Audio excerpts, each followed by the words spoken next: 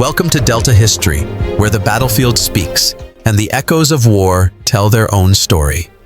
Tonight, we journey into one of the darkest and bloodiest arenas of the Ukraine war, the city of Bakhmut.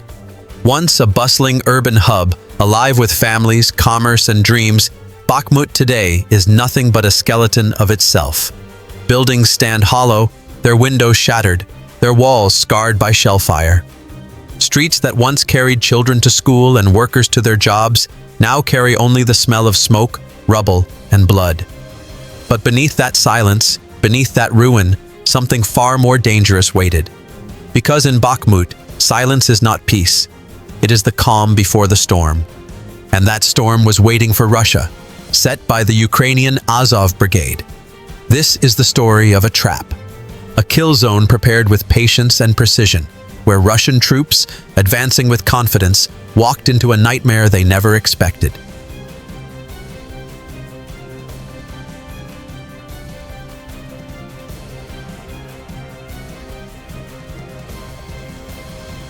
The meat grinder of Bakhmut. To understand the ambush, we first need to understand the city itself. Bakhmut has earned a grim name on both sides of the war, the meat grinder. It is not called that lightly. For months, Russia poured thousands of troops into this one location.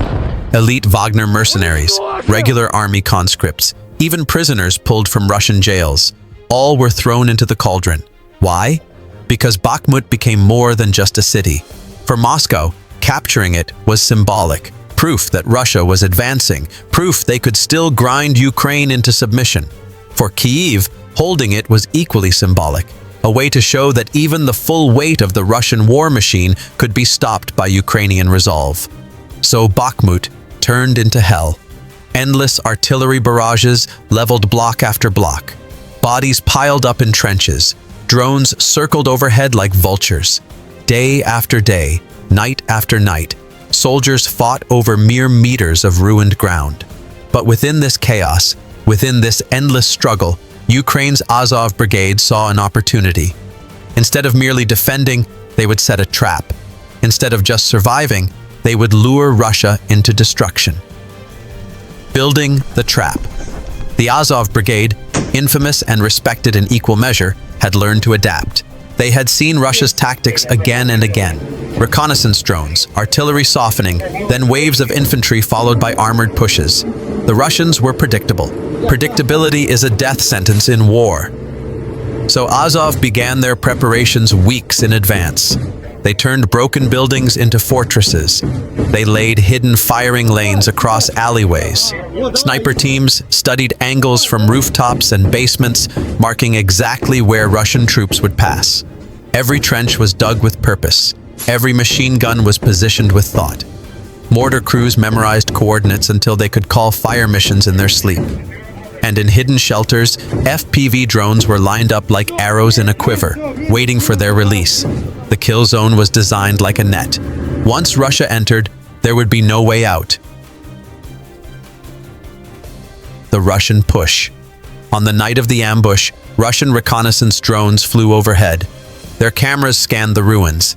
They saw faint shadows, movements in the rubble, but nothing more. To Russian commanders, it looked like the Ukrainians were exhausted, their defense collapsing. It was the sign they had been waiting for. Orders were given. A full push into the sector. Hundreds of Russian soldiers advanced in columns, their boots stomping through rubble-strewn streets. Armored vehicles clanked forward, their engines growling, their crews confident that victory was at hand. For the men on the ground, there was a sense of triumph. They believed Bakhmut was finally falling into their hands.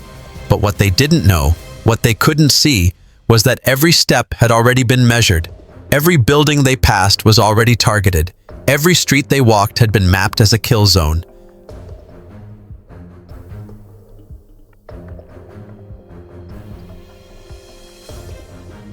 The first shot. The Russians advanced deeper. The street narrowed, hemmed in by ruined buildings on both sides. Perfect for an ambush. Then, silence shattered. A single sniper shot cracked through the air. One Russian soldier dropped instantly.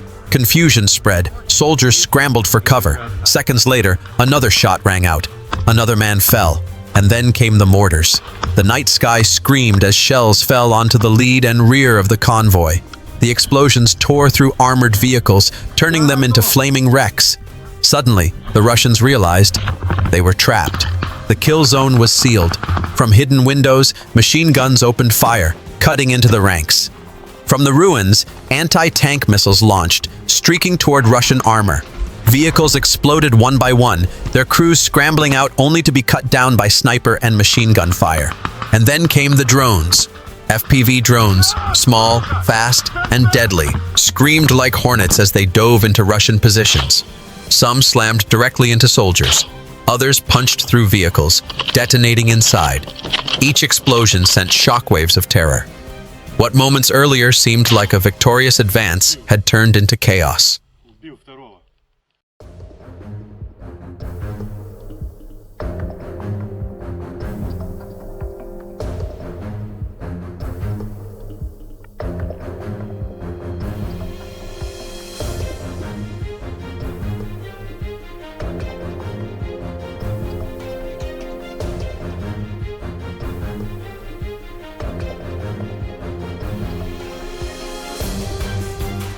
The slaughter. For hours, the battlefield was a nightmare. Radios crackled with desperate voices. Commanders screamed, ordering men forward, telling them to hold, telling them reinforcements were coming. But reinforcements too found themselves under artillery fire before they could even reach the ambush site. One Russian survivor later described it as like being hunted by ghosts. The Ukrainians seemed to be everywhere at once. Snipers from above, drones from the sky, machine guns from the flanks. Every attempt to regroup was torn apart by precision fire. Flames lit up the streets. The air reeked of gunpowder, metal, and burning fuel. Wounded men cried out, their voices echoing through the ruins. Still, Azov pressed, relentless, never allowing the Russians to recover. 8 hours passed. By dawn, the Russian brigade was broken. Survivors crawled through the rubble, abandoning weapons, leaving behind their dead and wounded. Burned-out tanks and APCs smoldered, smoke rising into the gray sky. The kill zone had done its work. The aftermath. For Ukraine, it was a victory of strategy, proof that discipline and preparation could overcome Russia's numbers. For Russia, it was a disaster, one that spread fear across the front. News of the trap at Bakhmut spread quickly. Soldiers on other fronts whispered about it in hushed tones. Some began to doubt their commanders. Others refused to advance. If Bakhmut could become a slaughterhouse, so could any other city. One Ukrainian fighter summarized it best. They thought we were running. They thought we were beaten. Instead, we were waiting. A lesson in modern warfare. The ambush at Bakhmut will be remembered as more than just a battle. It was a lesson in modern warfare. A reminder that drones, precision weapons, and smart planning can turn ruins into fortresses and attackers into prey. It showed the world that Ukraine's fight is not just about numbers, but about brains, resilience, and courage. It proved that even when outgunned, defenders can outthink their enemy. This was the trap at Bakhmut. This was the night Russian troops walked straight into Azov's kill zone. And this was the moment that reminded the world.